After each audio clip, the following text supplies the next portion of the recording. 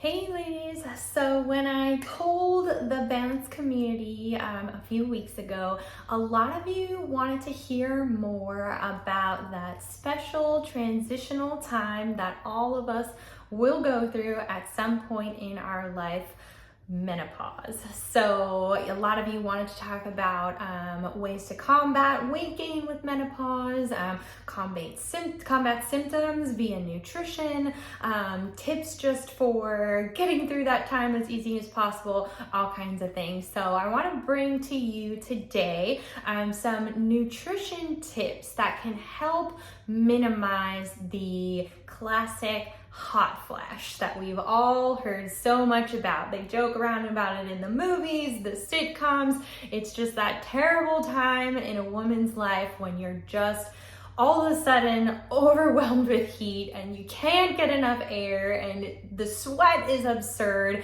and nutrition can actually help support minimizing these symptoms. So that's what I want to talk to you about today. So 3 different types of foods that you can incorporate into your daily day to help minimize the intensity and the frequency of those hot flashes. So first one is soy food. So soy contains isoflavones, which are plant-based compounds with estrogen-like effects. So over the years, there's been a lot of controversy with soy foods in general, whether they're good for women and their hormones or not so much.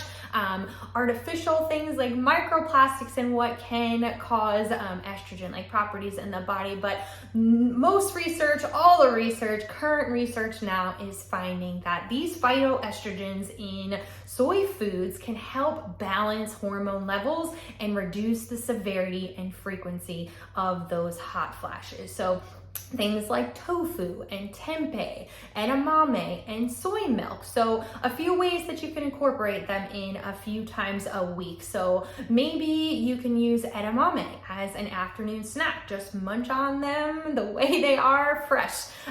You could try to use tofu instead of, say, chicken in a dish. Or let's say you're gonna make like a bolognese over pasta or something. You can just dice up some hard, firm tofu and use that in replacement of the ground beef or the ground turkey.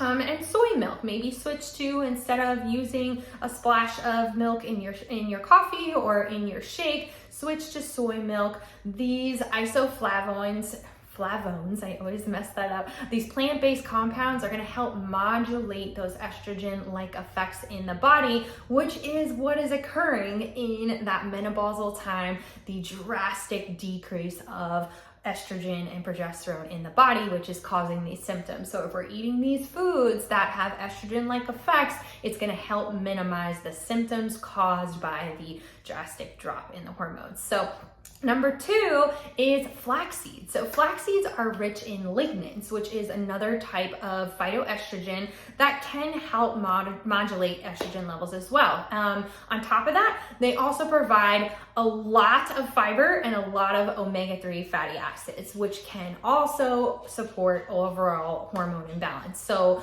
flax seeds, ground is the best way to consume them. So the outer shell of the flax seeds, it can be hard to digest, and then your body might not absorb the omega-3s as well. So ground flax seeds is optimal, or flaxseed oil. So maybe sprinkle some ground flaxseed on your oatmeal or in your yogurt, or maybe start sauteing your veggies in flaxseed oil. So these lignans and phytoestrogens in the flax seeds is also going to help minimize those hot flash symptoms.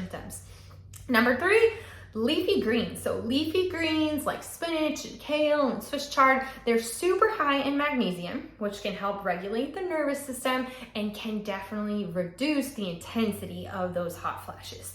They also contain I3C. You don't need to know what that is, but in the body, it can be converted into DIM, which can be found in foods. It's also a supplement to help menopausal symptoms. So eating tons of leafy greens is going to help create more DIM naturally in your body, which is going to support those estrogen levels. So try maybe like with your lunch and dinner, have a side salad. In your breakfast, saute some spinach or Swiss chard with your eggs. The more leafy greens just in general, no matter what you're dealing with, no matter what your health goals are, more leafy greens, the better. So those 3 foods are the top 3 foods to help minimize those symptoms on a daily basis, minimize the intensity, minimize the frequency of hot flashes, because they will help modulate and support the estrogen levels in the body. And 2 other tips, little things. Hydration, you guys know that's the first and foremost goal all the time. You gotta make sure you're staying well hydrated. Also, by drinking things like herbal teas, preventing the hydration is gonna help manage those hot flashes, which dehydration is gonna exacerbate those hot flash symptoms.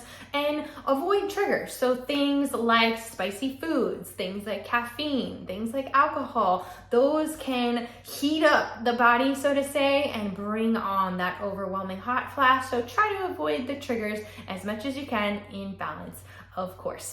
All right, ladies, so if you're out there and you're going through that transition time, it doesn't just have to suck, so to say. There are so many ways nutritionally that you can incorporate things into your diet to help alleviate your symptoms.